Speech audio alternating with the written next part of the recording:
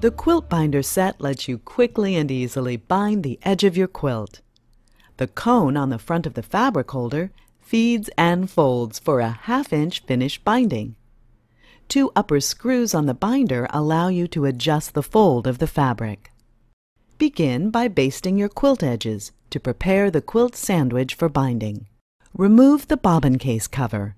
Then attach the binder plate to the bed of the machine.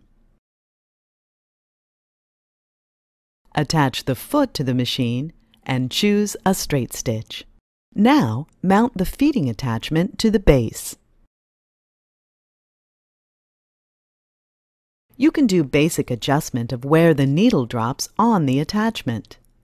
For fine-tuning, adjust the actual needle drop position on your machine.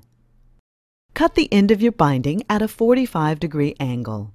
This helps in feeding the binding through the folding mechanism. Now, load it into the feeding mechanism with the wrong side of the fabric facing you. Tweezers can be helpful. Bring the binding out the front of the foot, then turn it at a 90-degree angle behind the foot.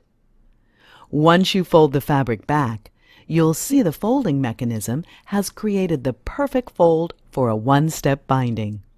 Starting on the middle of one side, insert your quilt sandwich into the middle of the binding.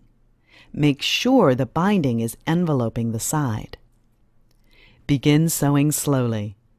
After a few stitches, you can make final adjustments to the needle drop position. When you come to a corner, take 1 stitch beyond the quilt.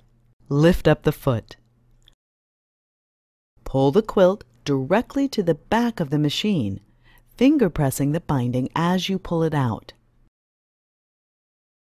Create a miter fold by opening the binding and bringing it forward at a 45-degree angle, and checking the back. Make sure you leave thread tails. Use a quilt clip or hemostat to secure the mitered corner as you insert the quilt back into the binder.